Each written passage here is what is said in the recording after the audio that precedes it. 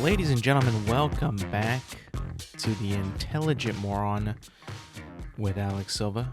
Another episode ready for you.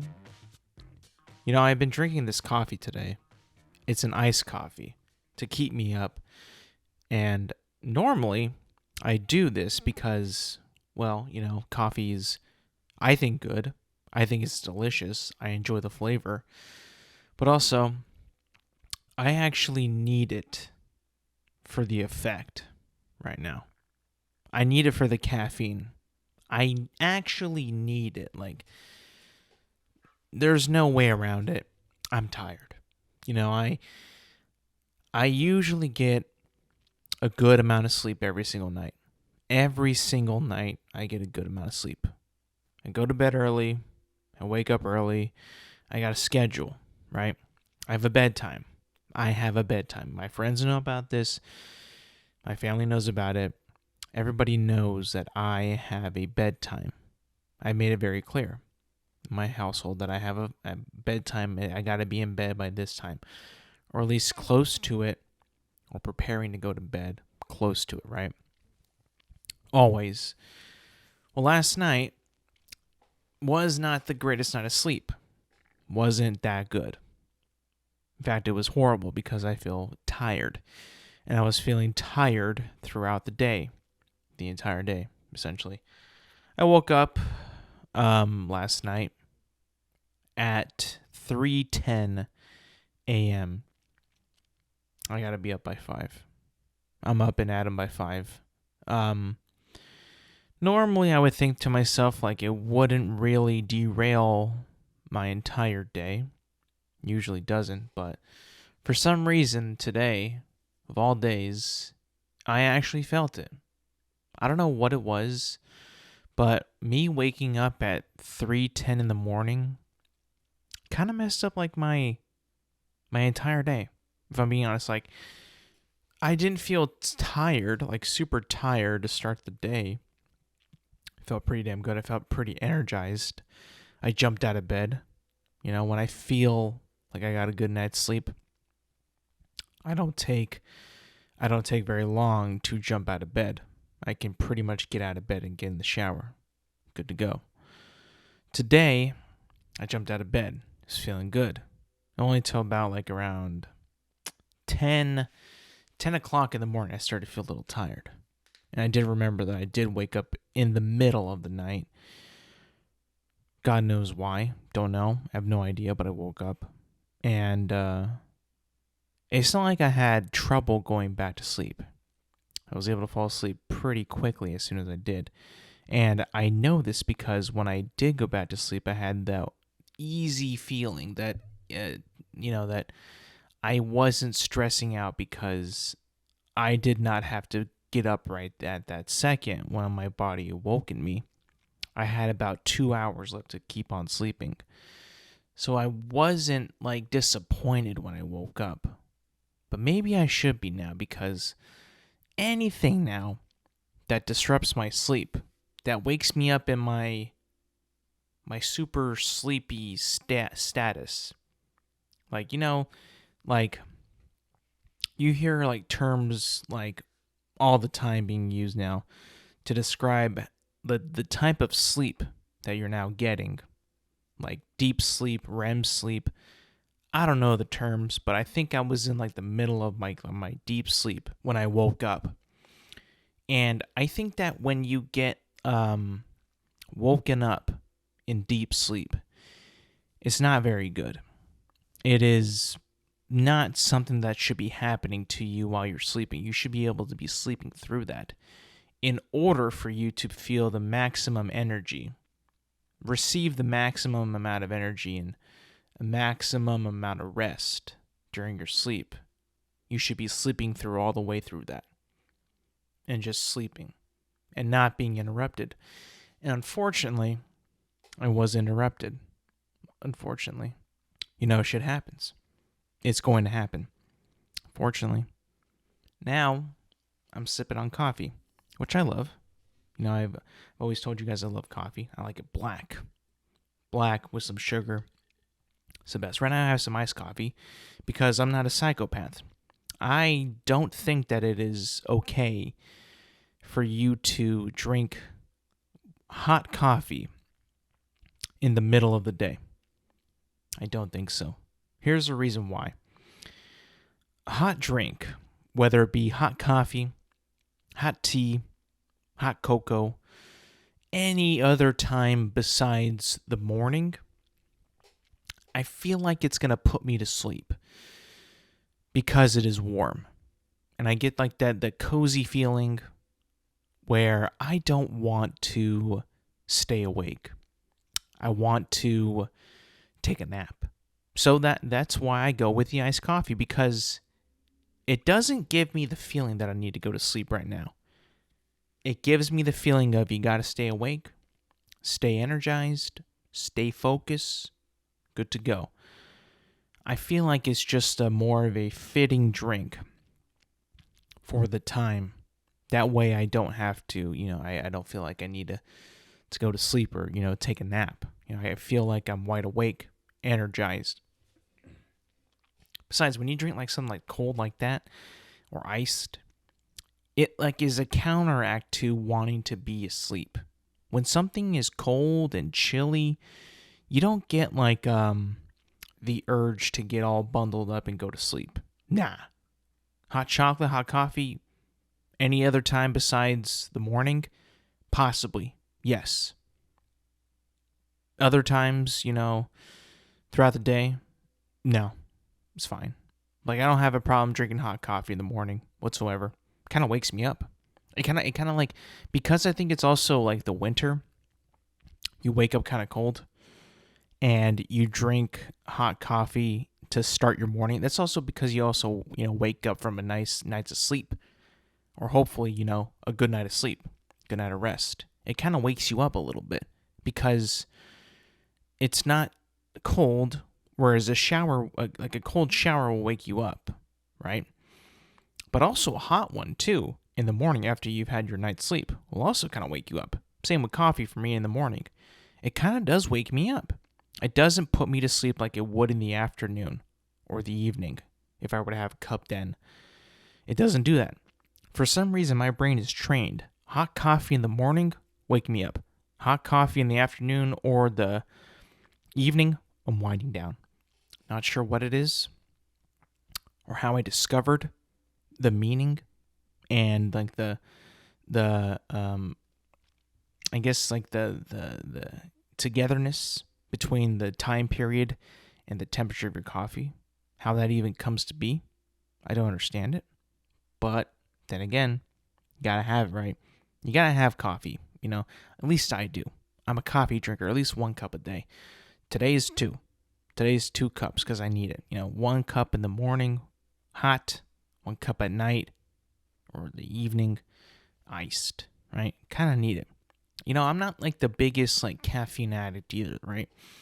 I'm not the biggest caffeine addict of all time. I enjoy caffeine, right? I enjoy coffee. I enjoy soda. Even though I think that when someone drinks soda, it's not for coffee. It's not for like caffeine. Like, I'm not like drinking a soda to stay awake, right? I'm not a type of person that's like, if I'm like, kind of tired in the middle of the day, maybe towards the end of the day, I still got to be up for a little bit more. I'm not the person that's going to be like, you know what I need? I need a soda. Like, that's not me at all. I would never go straight to a soda to keep myself awake. If I need to be awake, like if I need caffeine to stay awake at the moment, I'm not going to be the one to be like, you know what I could use? Could use a Coke. Could use a Pepsi. No. That to me is just like not enough caffeine to draw you in, to make you have that, to keep you awake or to keep you, focused, right? A soda to me, when I see a soda, is for sheer like quenching that sweet tooth. Not thirst, but just a sweet tooth, right? Every time I see a soda, every time I drink a soda, it's not for I need to stay up. It's for I need to quench I need to quench this sweet tooth. I need some sweets. That's always been the case for me with soda. I've never been like, soda is my caffeine or like that, It's never been that. It's always been either coffee, sometimes energy drinks.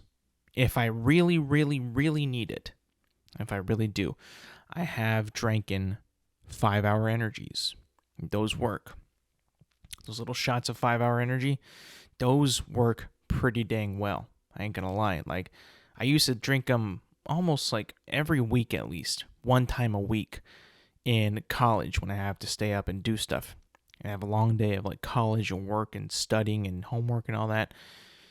I would buy those like at least a couple times a week, maybe usually like once a week when I would really need it on like a certain day, right? But they work, right? They wire you in.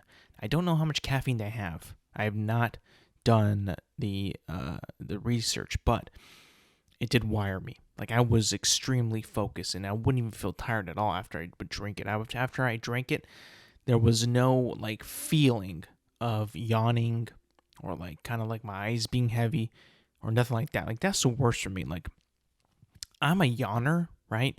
When it comes to me being tired.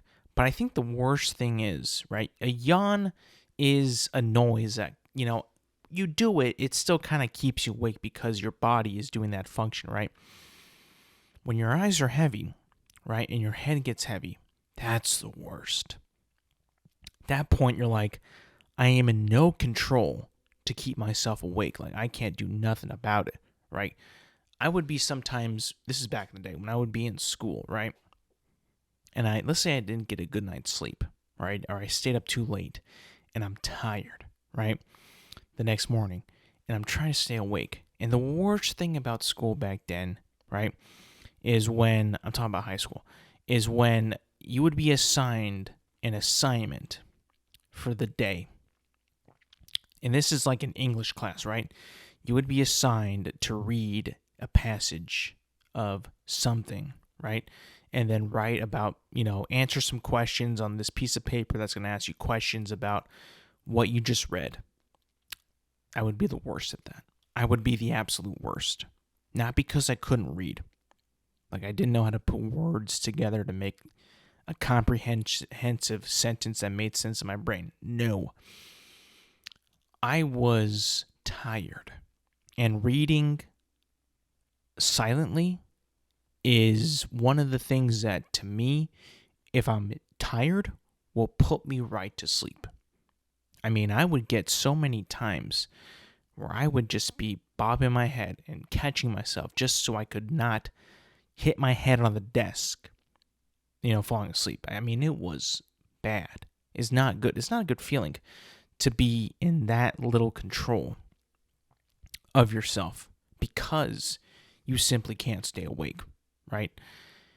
Talk about having no control at all. And in a time where this is all you can do, right? You have to do this assignment. You must read these chapters, answer these questions in a silent manner, and also stay awake.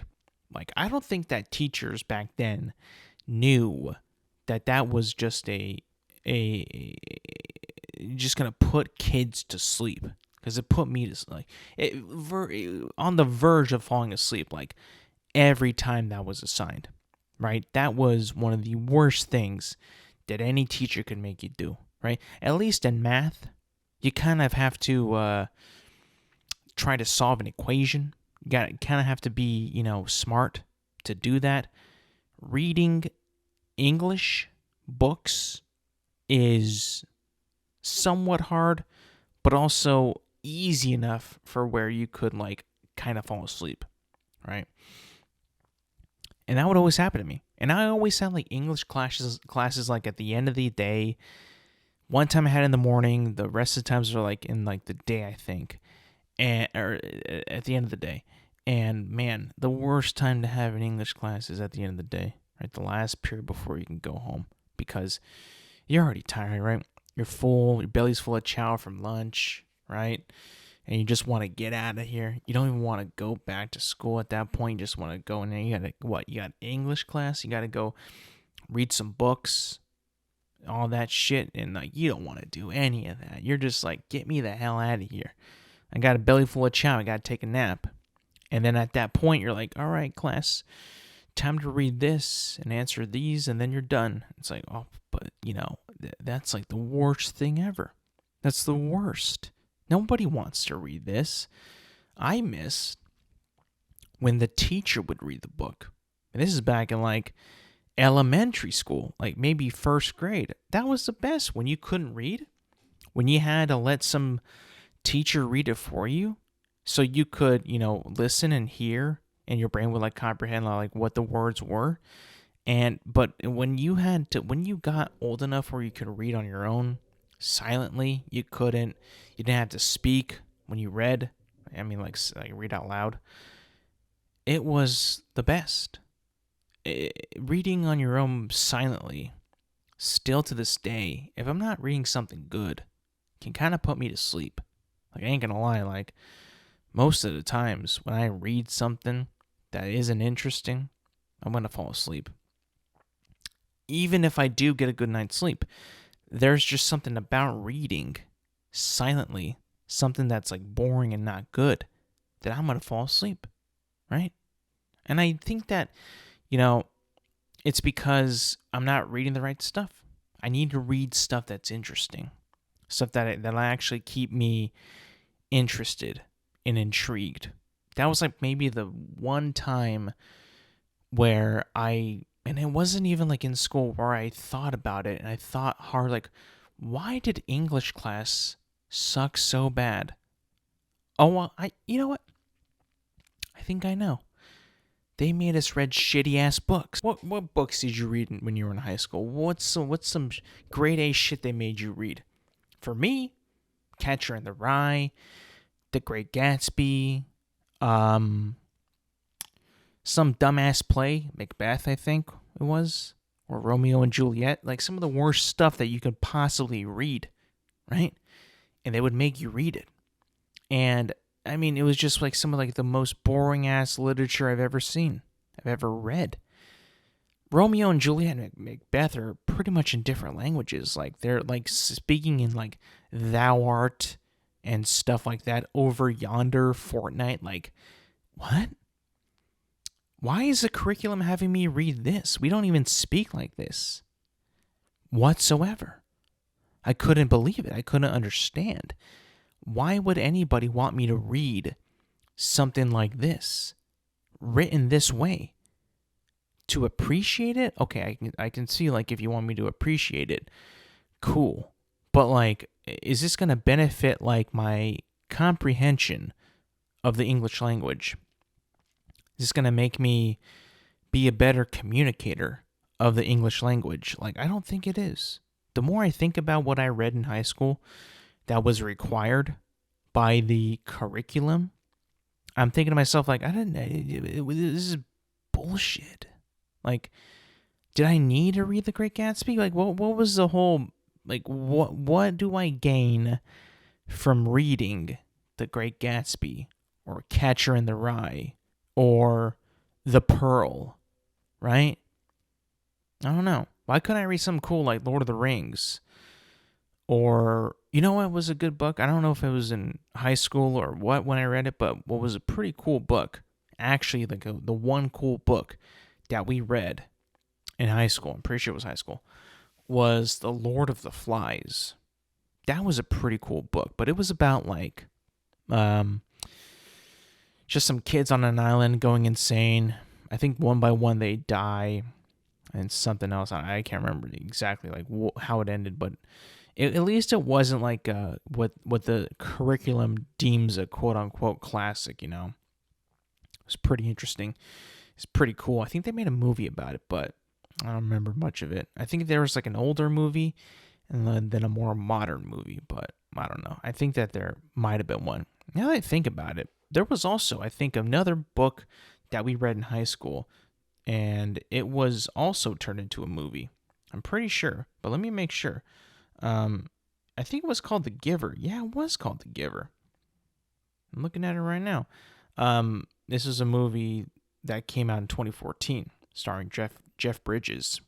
I would assume he's playing The Giver, but yeah, I saw it and I was like, what? I don't even know what it's about to be honest. I forget what the book was about, but I'll read the synopsis of the film. In a seemingly perfect community without war, pain, suffering, differences, or choices, a young boy is chosen to learn from an elderly man about the true pain and pleasure of the real world. Interesting. I think that, the synopsis of this movie pitched it a lot better than whatever my teachers said about it before we read it in high school. I'm pretty sure, if they told me what it was about, and I could have read the back of the book, right? I could have done that, but I just ended up not doing it.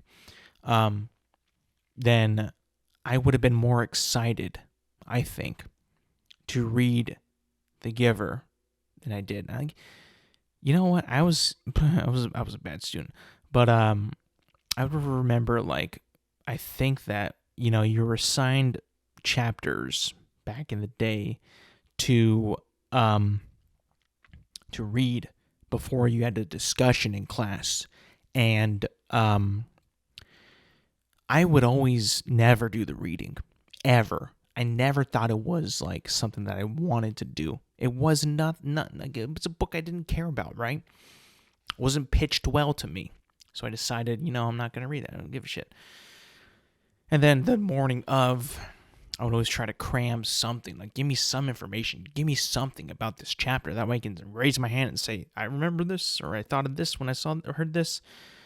Something. But I was never, fast at reading either. So, I couldn't do any of that. So I'd always read, the back of the book whenever I would want to do something, even though it was all right there in the book. It's just the books were so boring, but maybe they were just boringly pitched. They were just pitched badly by my teachers. They just said to read it. I'm like, okay, I guess I'll read it. But what about the books that you wanted to read, right? We had a library, right, of in high school, junior high, elementary school, right, of cool-ass books. We never read any of them. There was a book called, I'm pretty sure, damn, it was a while ago. It was 10,000 Leagues Under the Sea with a picture of a giant squid. And I remember seeing that in the library. I'm like, hey, why the hell don't we all read this? This is pretty cool. Seems about adventure and people doing shit. This is cool. Why the hell are we not going to read this? Instead of reading about a guy who's living in a fake-ass world and an old man has to tell him about the real world where there's pain and suffering and all that.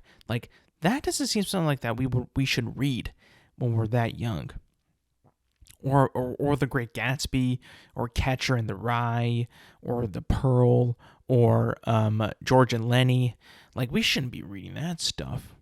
Come on, we should be reading something that's cool, that'll inspire you to do things and be adventurous and have dreams, right? The Giver, give me a fucking break. Even the cool one, Lord of the Flies, that is a very, very, very depressing, sad subject, right? Kids on an island, just after their plane crash on an island by themselves, dying? Are you for real? No. Who okayed that? Who said it was okay to read that? Absolutely not. Oh man, just remembering all the stupid crap that they'd make you read back in the day. And be you gotta read it, because if you don't, you're gonna fail. It's Jesus Christ. I can't. I mean, I guess the George and Lenny book was kind of cool. The Pearl was okay. I mean, it was all right. It wasn't something I would read again.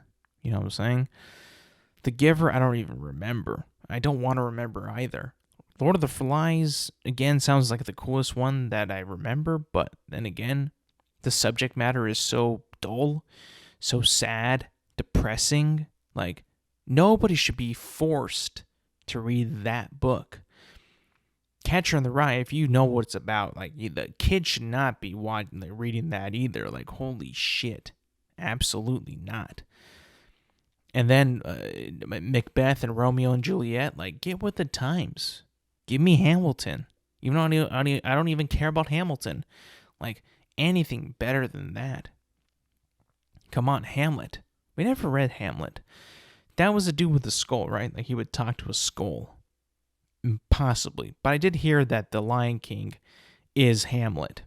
So essentially, I watched a cooler version of Hamlet and didn't even read it. I don't know. Crazy. Kind of a waste of time, if I'm being completely honest. Those books, that reading, what it was like, what was the purpose of it? Like, what was their goal in assigning these books? Like, were they like saying, like, was their purpose like you're going to read stronger? Was that the goal? Or was the goal to inspire you to, do something with your life and to prepare you for the real world? Like, I think about it, I'm like, there's no way that any of these books that they picked out would inspire you to, make a cool career opportunity or a career choice or deciding what you wanted to do in your life. It might just be to make you seem sad, seem depressed. That's what I think. I don't know. I could be completely wrong, but, looking back on what they made us read back in the day, certainly seems like something like you wouldn't read today. Like, a lot of people today read, like, love stories and, like, fantasy, science fiction that are popular, memoirs, right? Autobiographies, learning about people, places, and things, right? But not about these sad, sappy stories like Gatsby. I read that book. I read most of it. It's a sad book. It's a sad ending. It's a tragedy.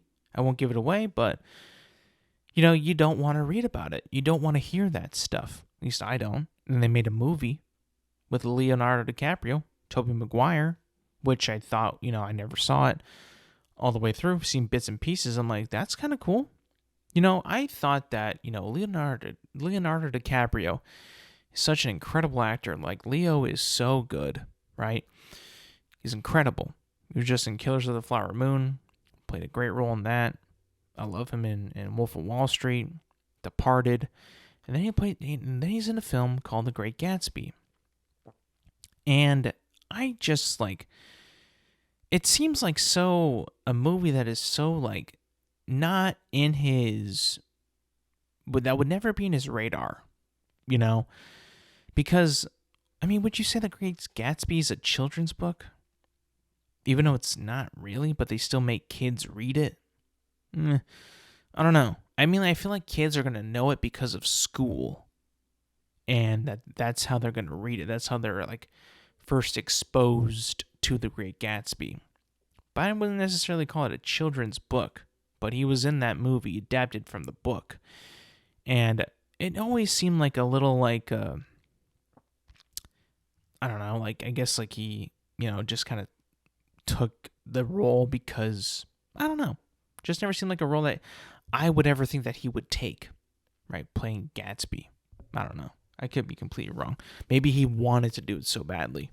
Maybe he was like, this is my dream. I was meant to play Gatsby. Let me show you what I can do with this character, I'm also not too sure if it was, like, super accurate to the book. I mean, nothing really is nowadays, right?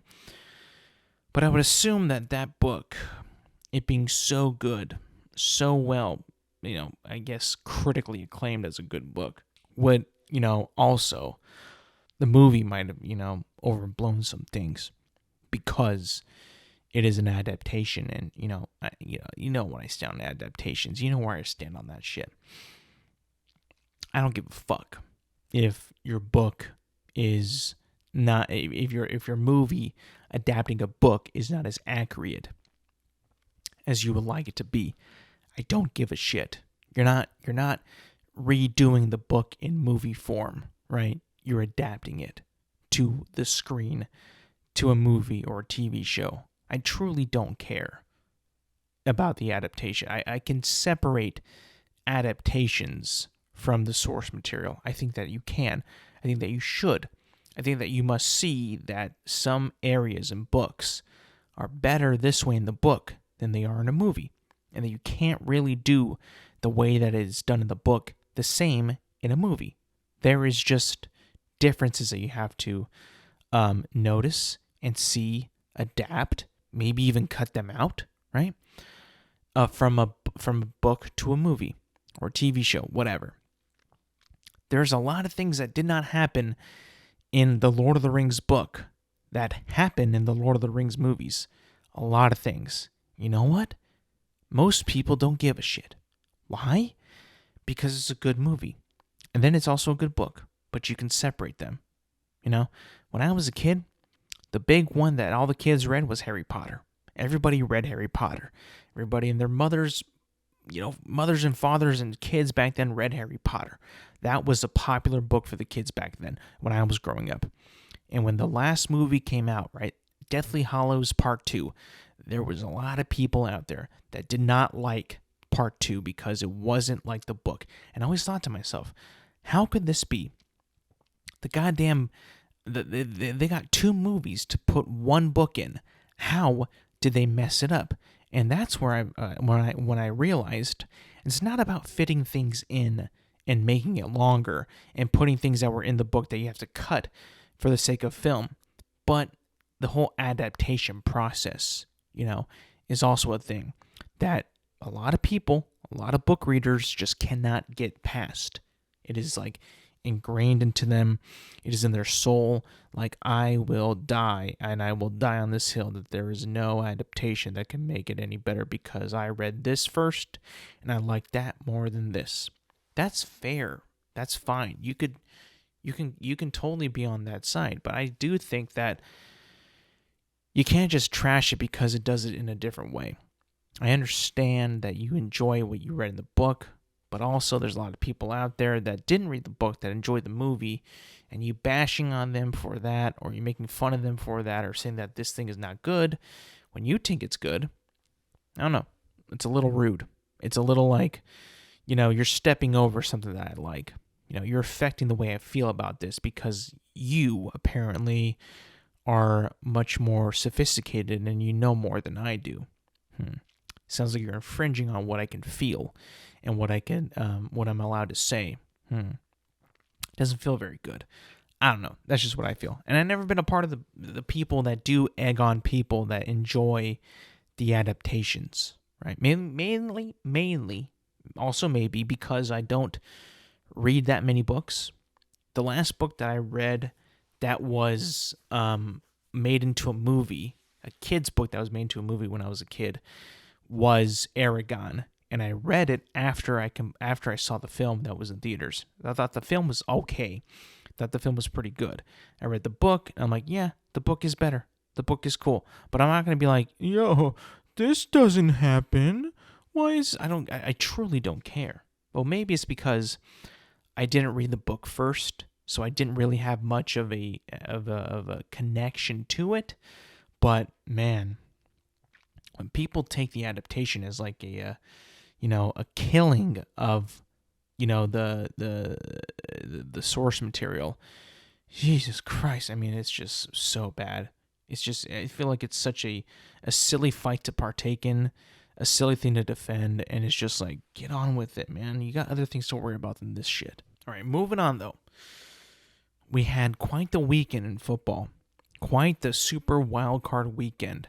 I don't mean really good games. I don't mean that. Let's get that out of the way first. Most of these games were bad. Were very bad. But let's get to it. Let's jump right in. Chronological order of the games. There was a lot of things to talk about. Lots of games, a lot of things to talk about. A lot of things exposed. Weeding out the bullshit, right? We weeded out the teams. So let's get to it. Texans beat the Browns 45-14. Joe Flacco's magic is done. The magic of Joe Flacco coming in, right, as the Browns' backup quarterback to save the day for about 6 weeks, right? Coming in to save the day, hopefully be the savior, can lead the Browns to the playoffs, which he did. He did in a very good fashion, something that we not expected to do. By the way, this guy came off the couch. This guy was not with a team. He was not with anybody. He was just kind of putting his name out there. If anybody needs a backup quarterback, if anyone needs quarterback play, because this is the year where there were so many backup quarterbacks that, hey, yo, I'm available. I'm a free agent. I can be, brought in to work out. see what I can do. I'll show you what I got. You tell me, you let me know if I get the job. He got the job in Cleveland, and he did a pretty good job up until this playoff game, right? In this game, we had some hope in the first half. I was a person that is a fan of Joe Flacco, the story, right? The story of Joe Flacco coming back and playing on the Cleveland Browns was something that, was probably not going to happen. Him coming back was a long shot because of last year being with the Jets and it not working out, not being good enough. Him coming back this year, having a pretty good last 5 or 6 games, whatever you play with the Browns, being pretty well. And then that momentum was riding into the playoffs. Then we get to the playoffs, and oh my God, it was just too good. We had it too well for it to end like that. 2 pick sixes, bad decision making. And I mean, like, it's fine if they're interceptions, right? If they're just interceptions, fine. But the fact that they were 2 pick sixes, Houston got 2 pick sixes on him, was just like, all right, back to reality. Back to reality. Houston is really good. Houston's incredible, And I think that Houston, when they have C.J. Stroud, man, the way C.J. Stroud has been playing, they can beat anybody. They can beat anybody. I know they beat the Browns by quite a bit. Like I said, they beat them 45-14. But I think that they could beat, like, anybody in the AFC or the NFC. Like, they are so good. When they have their guy, C.J. Stroud, playing at quarterback, like the sky's the limit with these guys.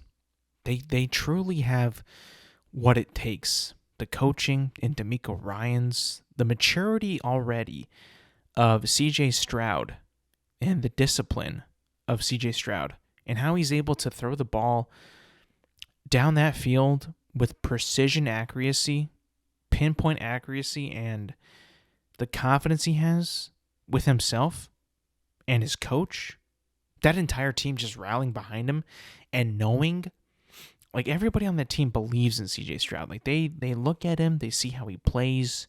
They're like, dude, this is our fucking guy. Like, C.J. Stroud is our guy. We don't got to worry about shit because we have our dude. You see when C.J. Stroud is on that football field, like, those boys, those Texans, play better. Like, they believe more when CJ is at their quarterback, is playing quarterback for them. Like, they just play better, When he's not there, a little shaky at times, right?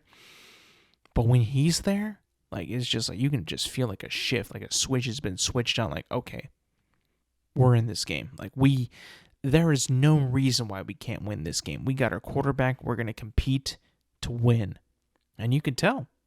You can tell that was, I mean, that they believe in themselves. And the willingness to compete and the willingness to win on that team is all through Stroud. Like, you can just see it on the field. They want to play for this guy. They want to try to win for this guy. This guy means that much to them. And to be honest, man, this has been, like, the best, like, rookie quarterback performance in their first year that I've seen in a long time. And I've seen a ton of football, man. I watched a ton of football in my years. The one that could really stick out to me on how good that they're playing, like rookie year to rookie year comparison, would be Andrew Luck, RG3, and Lamar Jackson. Like that good. Like they're playing that good. Lamar, RG3, and Andrew Luck had incredible rookie years. Lamar's ended up getting him MVP. And CJ probably is not going to win MVP. Let's be honest. That's probably going to go to Lamar Jackson this year. But, like, rookie on rookie year comparison, like, he's up there. If not, probably going to be number one, just because of how like good he's playing, and even in the playoffs. Like, they got a big test next week, but like up until now, he's been playing incredible. He had first rocky few games at first, but once he settled in, he was able to like totally show off that he is the guy. And I'm pretty sure like you can look back, when it's all said and done, if he continues to progress and to improve in his NFL career, that Carolina is going to be like, oh man, we messed up on that one.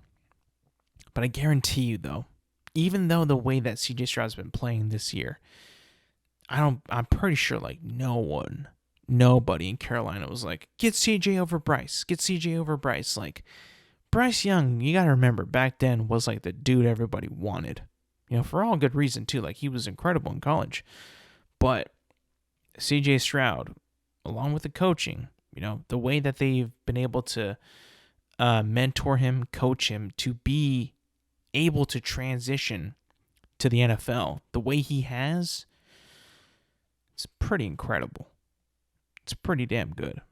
Like unbelievably good. The next game, Chiefs beat the Dolphins 26-7. The Dolphins couldn't do shit on the Chiefs. 7 measly points. I get it. It was cold. It was a very cold night in Kansas City.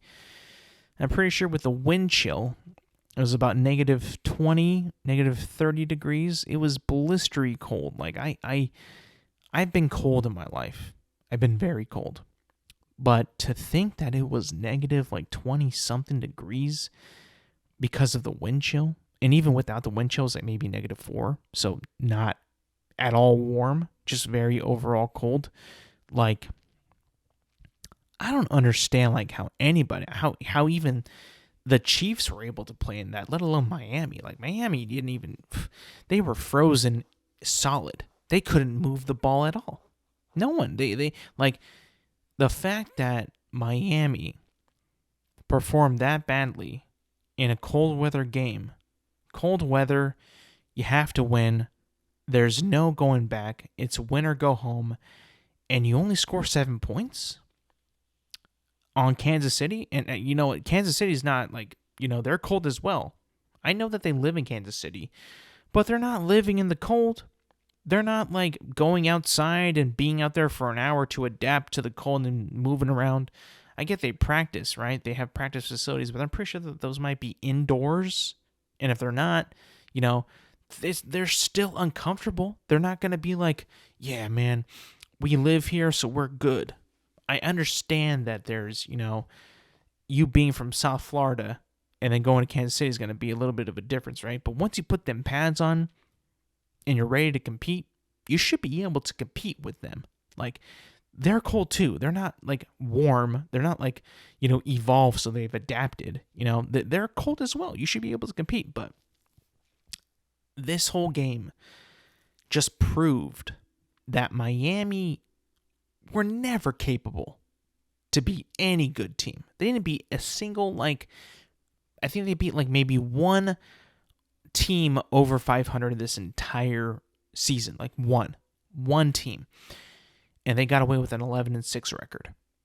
11-6. And listen, I'll be honest, I was one of the guys that would believe that. I believed in Miami. I truly did. I knew how good that they could be. 70 points against the Broncos is insane. The amount of talent that they have on that team. Tua, Tyreek, Jalen, Devon, Raheem Mostert. These guys are incredible weapons. But we do have to remember that a lot of their offensive line was injured. Therefore, their protection was pretty much gone. The protection was gone. You essentially couldn't run the ball because the O-line was so bad.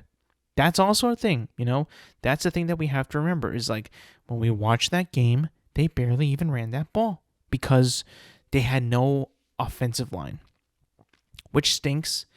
In that case, you would hope Tyreek Hill, Jalen Waddle, somebody out there, right? But even that couldn't get going, right? It was not able to get going. But the entire game, though, Kansas City was pretty much scoring whenever they wanted to. They opened the game with a touchdown. Like I could not believe how easy it seemed for Kansas City to be playing in a game that was deemed to be super cold to even move.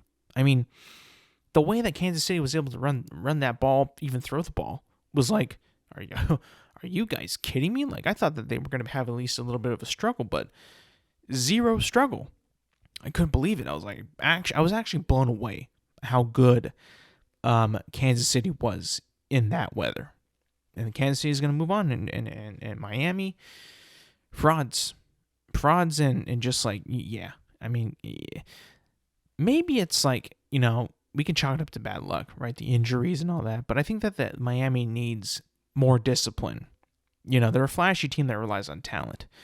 I think if you install some more discipline, you'll be able to beat the teams that are quote-unquote better and have like better records. Beating up on the bad teams is one thing, but beating a team that's also good is something that's, going to be testy in the future for this team. The Packers beat the Cowboys 48-32. Jordan Love looked like Aaron Rodgers out there.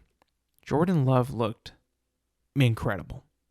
I mean, there's no two ways around this. Like, the way Jordan Love was playing and throwing that ball all over the Dallas defense, like, I mean, I thought that I was watching Aaron Rodgers again.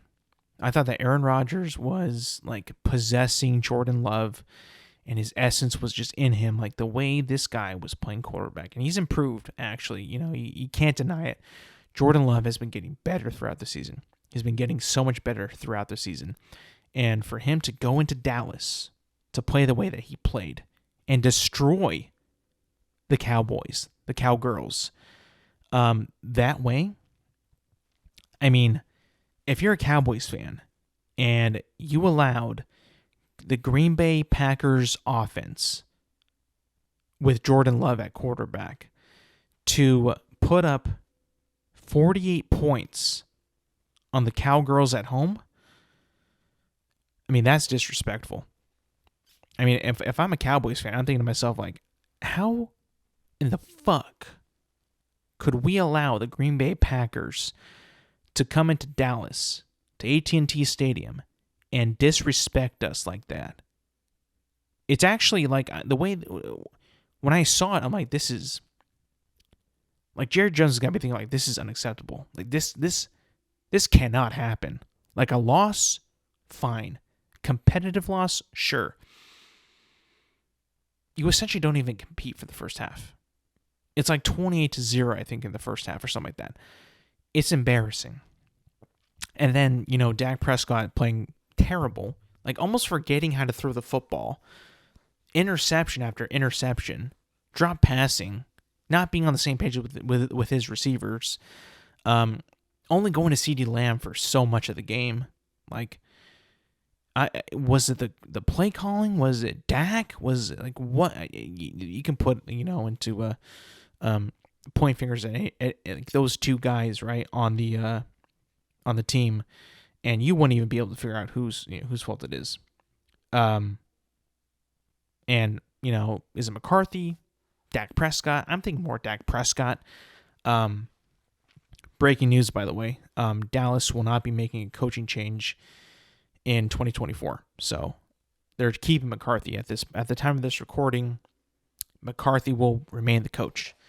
That's breaking news. So that is, interesting, because it did seem like Dak was a little bit flustered, like a lot flustered, like him not knowing what to do, like a deer in headlights, like flustered, like, what do I do?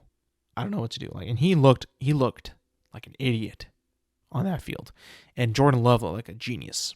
Like, Jordan Love was killing the Cowboys, carving them up. It was unbelievable. I could not believe it. And I was saying to myself, like, come on, Cowboys, make it a game. Come on, I want to see a game. And it just was impossible. They couldn't do it. So if I'm the Cowboys and you're going to keep McCarthy, and you got to get rid of Dak Prescott, like, this guy is not the guy. I mean, Skip Bayless said it the best. He's a fourth rounder for a reason, right?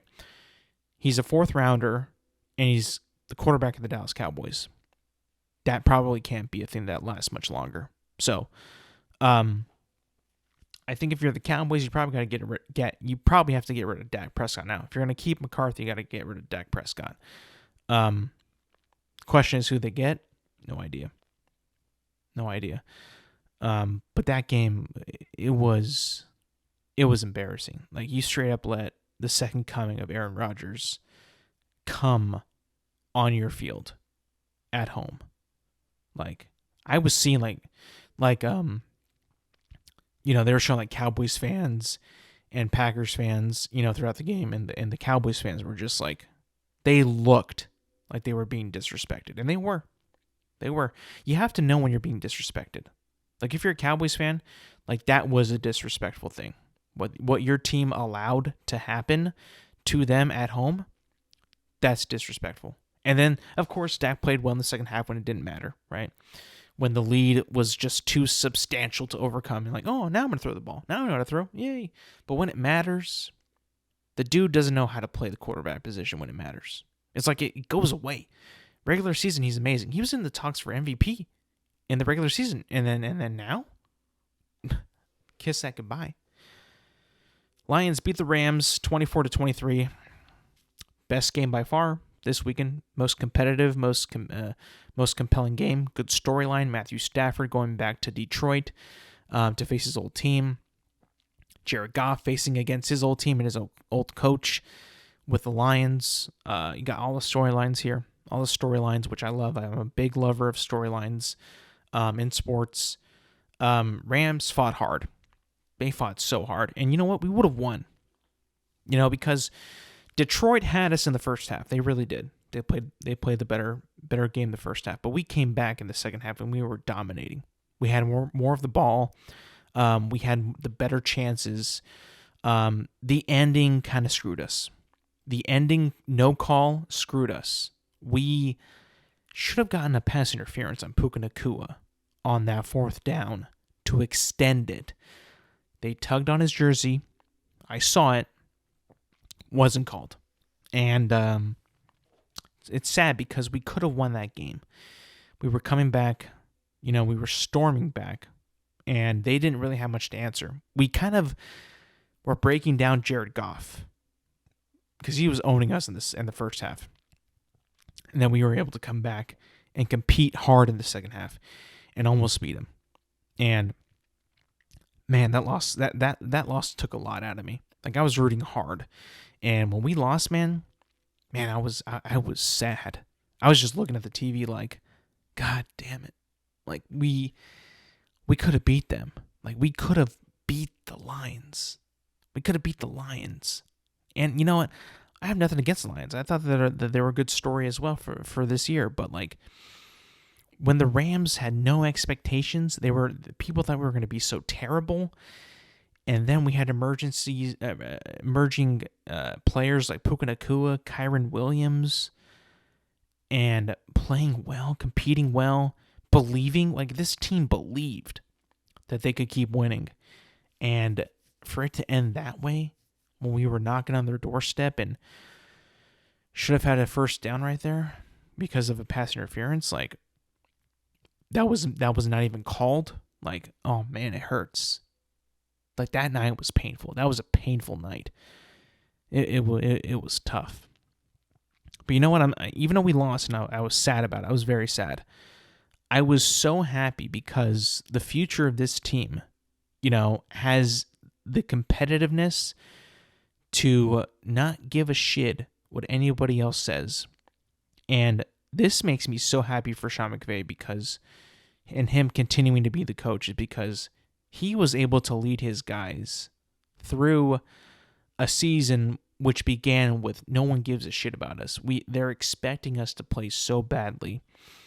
And him installing like a discipline and a maturity and a winning mentality to compete to the very, very end, which we did, and people would not have thought that we could do that at the beginning of the season. No way, no how.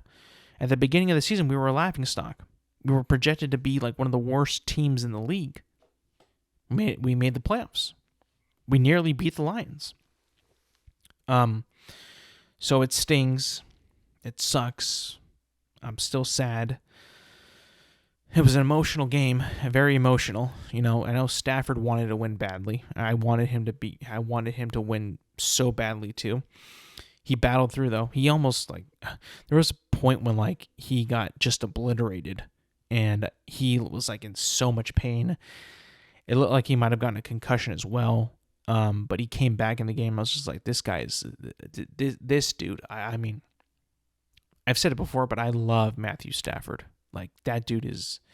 I've never been more happier to call that guy my quarterback than this past game, because that just showed you how much he wanted to win and compete and to win.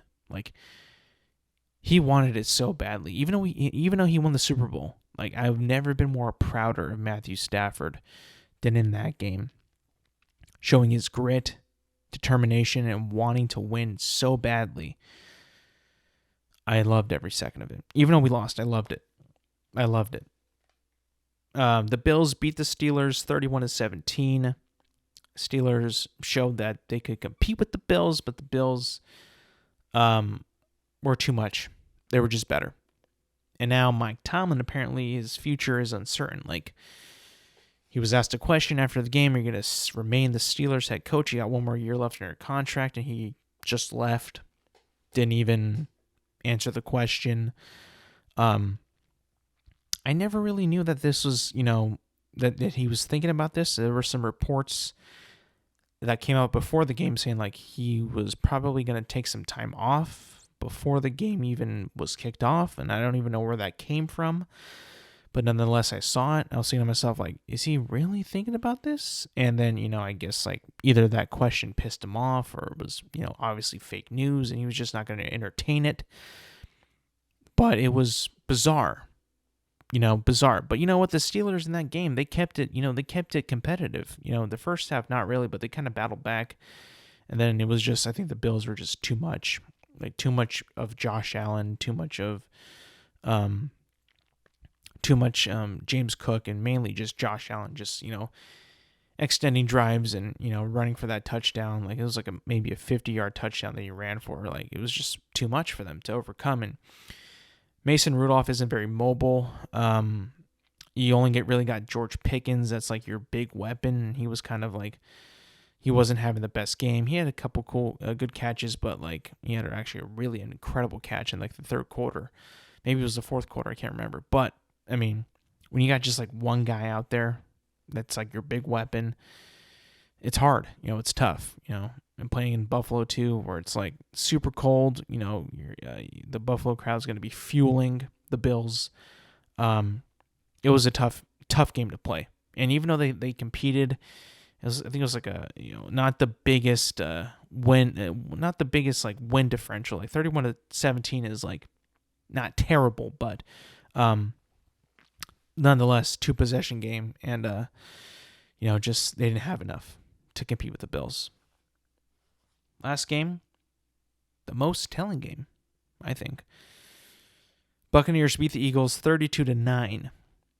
The collapse is complete. The Eagles are out.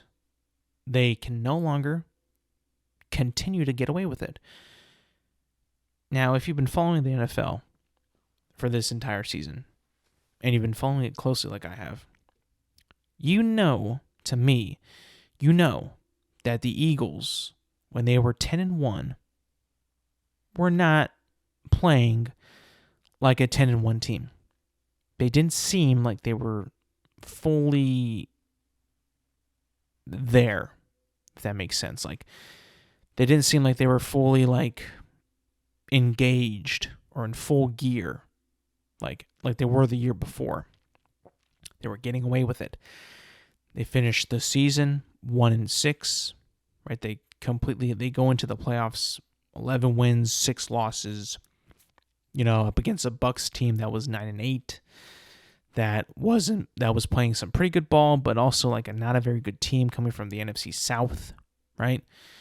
In this game, you saw it.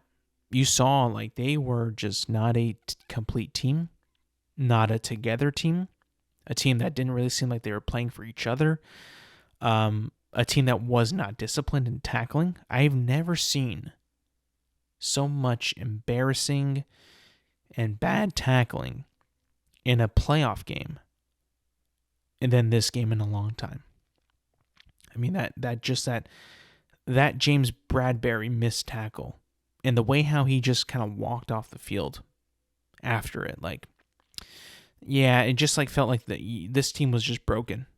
They didn't care about each other. The discipline wasn't there. The attention to detail wasn't there. It didn't seem like it wasn't there. That could be the coach's fault.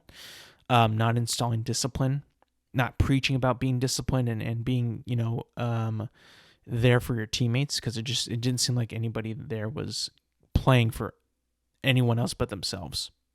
It really didn't look like they were being a team on that football field. Will Sirianni be fired? I don't know. I'd probably say no, just because a year ago he made a Super Bowl, didn't win it but made it, right? But I think that he needs to. It's gonna be tough, because I feel like he needs to battle very hard to win the respect of his team again, because for some reason it just didn't feel like that the team was playing for anybody but themselves. It just felt like they were very, very, very selfish. And yeah, I don't know. I just feel like they kind of quit. That they just gave up. I mean, 32-9 in a winner go home playoff game. I get it. You're not at home. You don't got the home field advantage, but I mean, just like the lack of competing was just, it was not there. It just wasn't there, and it wasn't there to begin or end. It was just, they couldn't do anything about it. Completely different from what we saw last year and what they were getting away with it from the first 11 weeks of the season. Completely just getting away with it. You know what? Who's the bigger fraud, right? Is it Miami? Is it Dallas? Philadelphia? Miami was pretty fraudy. Dallas was disappointing and disrespectful. Philadelphia was just broken. A broken team that could not fix itself. No matter how many Band-Aids that they put on the wound, they could not fix themselves. They were broken. They were a broken team. So we got Miami the frauds, Dallas a disappointment, and then disappointment / disrespectful, and Philadelphia broken team. But you know what? We got the good teams moving on. We got the best teams that are moving on, right? We got the Texans moving on, the Chiefs moving on, the Packers moving on, the Lions moving on, which I think the Rams should have won, but oh well. We got the Lions, the Bills, and the Buccaneers moving on. From what I could tell, the playoffs, the Wildcard weekend, did its job. We got rid of the bullshit. We got rid of the teams that did not deserve to move on. Right? There was no upsets. There was no upsets. Like, everybody who won deservedly won. Like, there was no team that was like, should they have won? Should they have not won? Maybe they should have lost. No. Every team that played this weekend deserves to move on. And it's going to be a hell of a divisional round next weekend. I cannot wait for that. Another weekend of football. Can't wait. Anyways, people, that's going to be it for me today. Thank you for listening. Thank you for watching. Remember, you can find this podcast on Apple Podcasts, Spotify, and YouTube at Intelligent Moron with Alex Silva. New episodes drop every Thursday morning. Make sure to like, subscribe, rate, review, and do all that good stuff. And yeah, thank you for listening. Thank you for watching. And I will see you guys next week.